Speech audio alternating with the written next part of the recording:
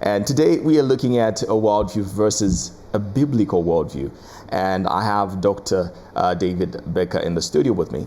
And earlier on, Dr. Becker, you talked of something that's very interesting. And I know this is something that touches everyone. Nobody wants to hear about whether they're immature or not. Because when somebody you're immature, we don't like that. No. We all want to be grown-ups and we all want to mature. But obviously, you've talked of if we don't develop a biblical worldview, it will remain immature, will remain babies.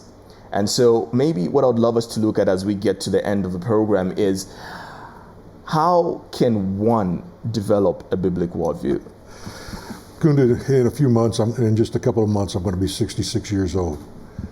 I haven't stopped growing up. I haven't stopped maturing.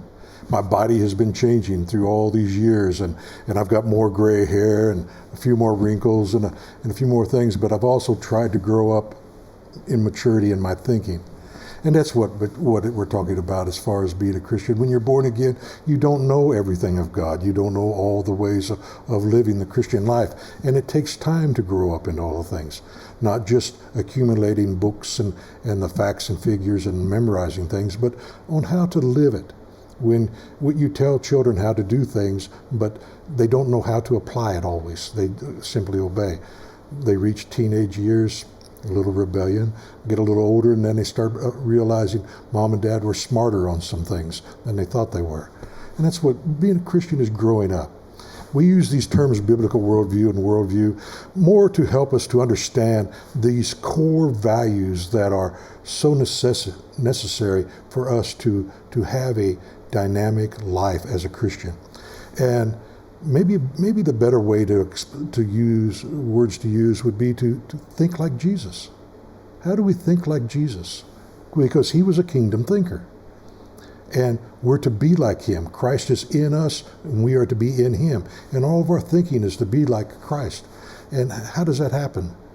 He grew up. We don't even hear of his ministry for 30 years, and then he goes into ministry. We grow up also. How did he develop it? He was in family. We need to be in family. We need to be in the church. We need to be with people who love us and will take care of us. We need to, he learned the Word of God. He went to the synagogue and memorized the Word and learned the Word.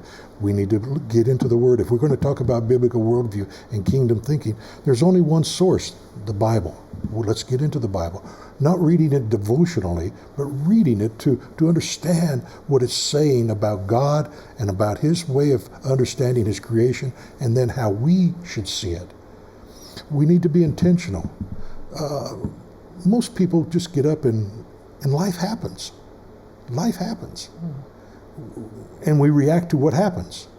We need to be intentional about our lives. We need to, when was the last time people really ever stopped to talk about worldview, their core beliefs? We don't. Yeah. We don't talk about them. But it's important as Christians that we do, so that we can understand how to apply our faith to the situations around us. I talked to a young son of a friend of mine who was a truck driver in the States, and I asked him, I said, does your faith affect how you drive your truck? And he goes, no. Is it supposed to? And I said, well, do you own the truck that you're driving? He goes, no, I drive it for. I said, what kind of steward are you for that man? The things you're hauling, do you take care of it? The laws for you to be a driver, do you follow the laws? Your faith affects all of these things. So how do we develop being intentional into the Word, relationship with each other in the church, discussions, and thinking about how to live like a Christian? So beautiful right there. And maybe you can give us your closing remarks, and you can also share with us where we can get you or find you. Best not to find me. But I'm on Facebook, and David Becker, and Dr. David Becker on Facebook. Closing remarks. Folks, we've got to make a difference in this world.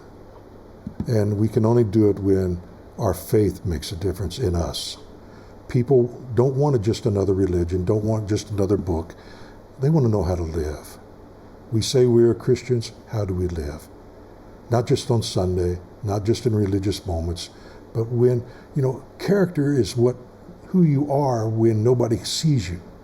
Our faith is important all the time, not just on religious moments. How do we live? How do we think? How do we apply our faith to the very moments of life? Awesome. Beautiful. Thank you very much for coming, Tim. Thank you. Look forward to coming back again. There's so much. Yeah, I know. I mean, we talked about it for almost 2 years on a radio program. Yeah, so it's just great. All right, so that has been Dr. David Becker, and we've been looking at a worldview versus a biblical worldview, and interesting things that is shared this morning.